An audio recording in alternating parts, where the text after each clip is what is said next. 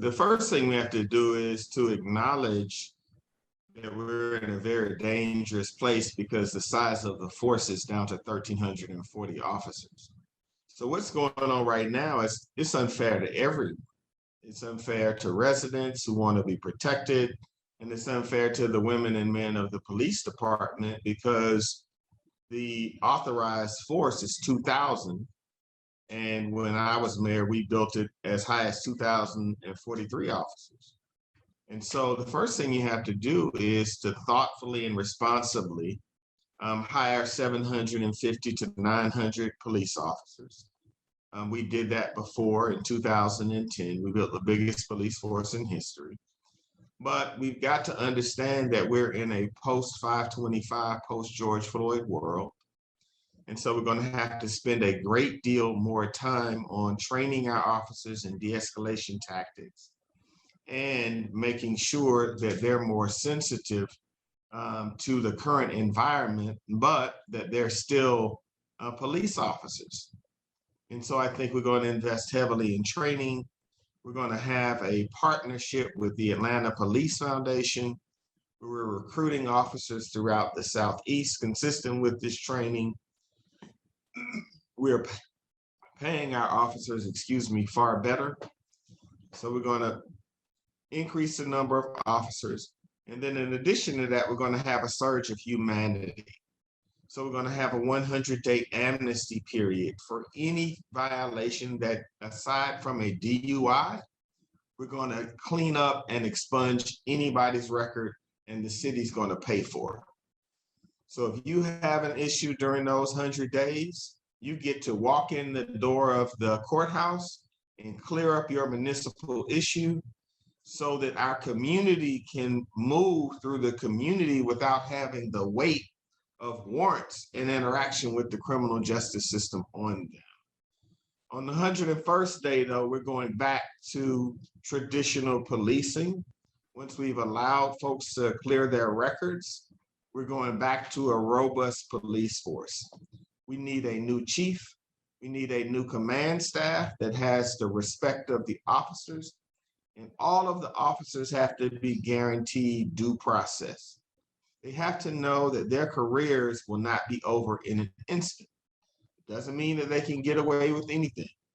What it does mean is that they have to know that there is a process for whatever their issue is to be adjudicated and to pass through. When we do all of these things, my sense is we'll turn the tide of crime and violence. We'll begin to see it reduced in 180 days, and we'll have it back to normal in 12 to 18 months.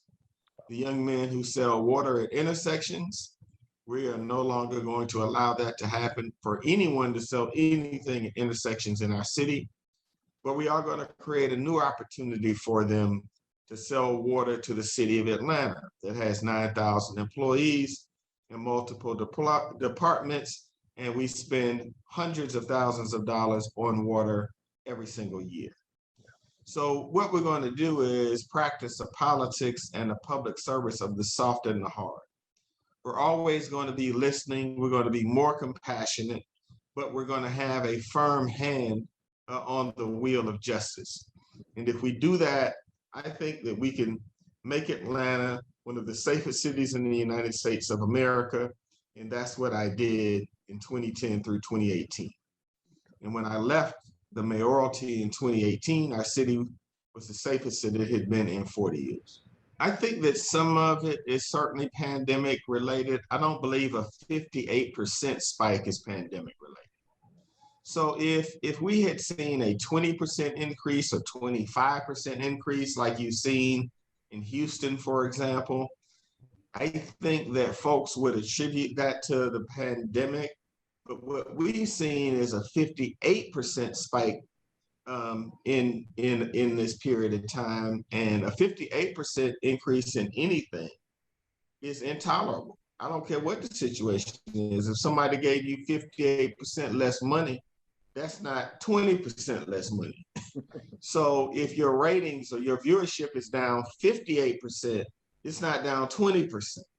And so I think we have to look at it that way. And then the nature of the criminality is also shocking to the conscience.